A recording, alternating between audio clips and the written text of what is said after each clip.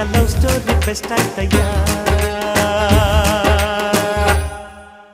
ಗೆಳೆಯ ಏಳಯ್ಯ ಕುಂತರೆ ಹಾಗಯ್ಯ, ಚಿಂತೆಯಾಗೆ ಮಾಡುತ್ತೀಯೋ ಗೆಳೆಯ, ಬೇಡಯ್ಯ ಲವ್ವೇ ಹೀಗಯ್ಯ.